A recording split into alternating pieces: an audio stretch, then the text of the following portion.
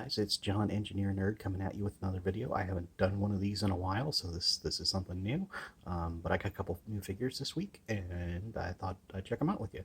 So if you can't tell from what you're looking at, these are Spin Master's new Batman line of figures, and I managed to find this week Killer Moth and also the Batwoman figure. They also had the Joker in the tuxedo, but I did not pick him up. But that's a different story for a different day. I'm really loving this line because it really is just fun. It's universe building in the Batman line. It's not comic. It's not the animated series. It's kind of somewhere in between. It's their own thing in a way, and I really just appreciate that. It really harkens back to me to, it brought me back to collecting figures that are just fun that I enjoy, which reminded me of the original Star Wars in the vintage days, or even the Power of the Force figures, going to look for them when they were first coming out. And even the bulky appearance of, like, say, Batman, it kind of echoes that buff Luke Skywalker that we saw back in the day. So, but to talk about these, Batwoman obviously had her TV show recently, and I'm not hugely familiar with either of these characters. I mainly know Killer Moth from the Lego video game, but Batwoman has a very striking red and black design, which drew me to her. Um, I thought she was actually Batgirl for a long time until some comic book people told me about her origin and that kind of thing. We got this regular Spin Masters articulation here. We've got a joint at a swivel joint and a knee joint, so that works. And then got an upper thigh cut. And I actually like the upper thigh cut quite a bit. You can get quite a range of motion in there. You can kind of see there is see if I can get it on screen. There's a textured panel on the inside of her leg, so that helps you line up. In some of my pictures, if I post them later on, you can tell that I couldn't quite tell where that panel was going to go, and had her thigh kind of turned around. So if you see that, I know about it. You don't have to tell me. Same thing with the arms. You got swivel joints up here, and rotational in the elbows and that kind of thing as well. So she's pretty articulated. She does have the same regular Spin Master's cape with the little cutout hole in the back.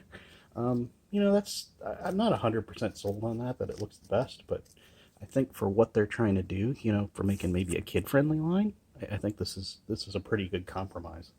Although having the big backpack hole in the back probably isn't the best, but that is what it is. We also get to see, this is the first female, I believe, in the Spin Masters line for Batman. I can't remember if there was a Wonder Woman or not in the other line, or in the regular DC stuff. I've only seen one figure in the wild for that. It was Superman, so I did not pick him up. Sorry, Superman fans, but just not my thing. And overall, she looks pretty good. You can kind of tell when she's next to Batman that she's, a bit smaller in stature. She's almost smaller in stature than Robin, which I don't know is 100% correct, but, it is what it is. So we'll go with that. As you can tell, I'm actually using a Bandai stand to get Killer Moth up off the ground to simulate his flying. And let me take him off of that. And my wife was making fun of me when I got him, or had him in the bag from the store the other day, and she goes, "Well, why?" She was just kind of like asking me about him. I said, he's just so kitschy that how do you not, this is a '60s Batman villain waiting to happen right here. So he has 4 wings, and you can kind of see him there. But this is also the first. I actually had that on him a little wrong, but this is the first time we get to see, or at least I do, something with a backpack peg on it. So it's got a little bit of a curve to it. I don't know if I can get that quite on camera, but so basically that just plugs into that little backpack hole. He has just the standard backpack hole, so the wings are removable. So, if you've built a jail cell, you can put him in there. He comes with his gun, because Killer Moth is known for using a compressed air gun or some type of gun weapon.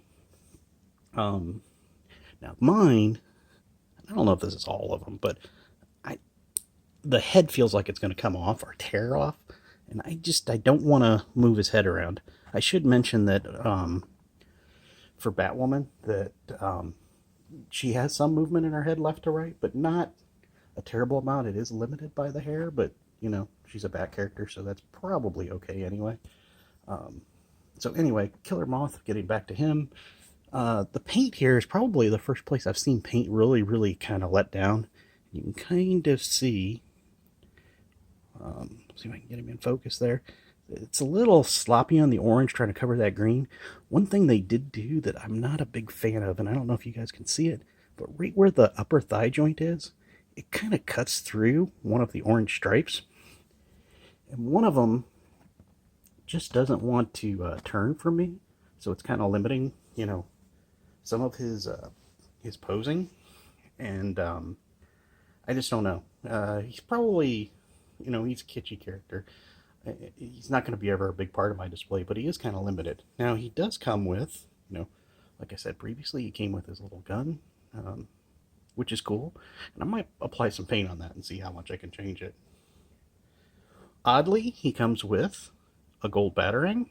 This really reminds me of some of the Mattel Christian Bale movie stuff. I don't know why, but it just does. But he comes with this, and this is probably the coolest accessory almost out of a lot of them that I've seen, and it is a briefcase with just money coming out of the sides. This will get repainted, but you can see there's just stacks coming out of the side, so he can grab that. What a great idea for a kid to be able to have. Oh, here's the briefcase, and the hero goes running away with it. So we'll actually put that over there with him, and we'll put that briefcase down there. So it's cool. Batwoman comes with ninja climbing sticks, 2 of them. So in case she has to climb a mountain, I guess. They do have the bat scallops cut into them. So those are what they are. I think this is the same chest plate we've gotten before, but it's just in silver this time, so it's pretty cool. Those will be nice if you ever wanted to build like an armor piece or something, maybe. I could see customs using that. And then, a Batman grapple gun. Pretty typical, but in orange. So, not great accessories for her, but that's okay. I think overall, because of the head problems and the paint problems I've seen on Moth, I'd probably give him maybe a 7.5. But the Batwoman, I really think they pulled off the female design pretty well. So I'd probably give her an 8.5. The red looks pretty good where it's painted. I don't really have any issues there. Her face, you can kind of see on her cheekbones. She actually, up in this area, has some little black detail that comes down into the flesh tone. She actually has a little bit of hue on her lips as well.